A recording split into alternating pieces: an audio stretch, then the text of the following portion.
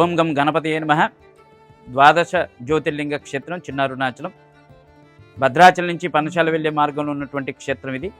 అయితే శివముక్కోటి అంటే మనం వైకుంఠ ఏకాదశి, అలాగే ముక్కోటి ఏకాదశి విషయాలు మనం బాగా తెలుసు మనకి. ఆ రోజు రాముల వారు కానీ వెంకటేశ్వర స్వామి కానీ ఉత్తర ద్వారం కూడా దర్శనమిస్తాడు. అలాగే పరమేశ్వరుడు కూడా చాలా శివాలయాల్లో, తమిళనాడు చాలా శివాలయాల్లో మార్గశిర మాసం అంటే తమిళ మార్గశిర మాసంలో ఆరుద్ర నక్షత్రం ఉచ్చస్థితిలో ఉన్నప్పుడు అక్కడ అరుణాచలేశ్వరుడు ఉద్భవించాడు.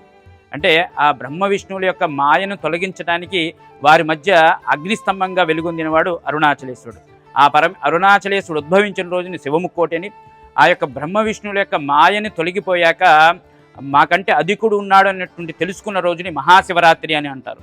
కాబట్టి ఆ శివముక్కోటి రోజు ఆ ఉత్తర ద్వారం గుండా ఆ స్వామి దర్శనమిస్తాడు. కాబట్టి ఆ ఉద్భవించిన రోజే ఈ యొక్క చిన్న అరుణాచలంలో ఆ స్వామివారిని ప్రతిష్ఠించిన రోజు అయింది. ఎంతోమంది ప్రతి దేవాలయానికి ముహూర్తాలు పెడుతుంటారు, కానీ ఏ మానవ మాత్రుడు కూడా చిన్న అరుణాచలానికి ముహూర్తం పెట్టలేదు.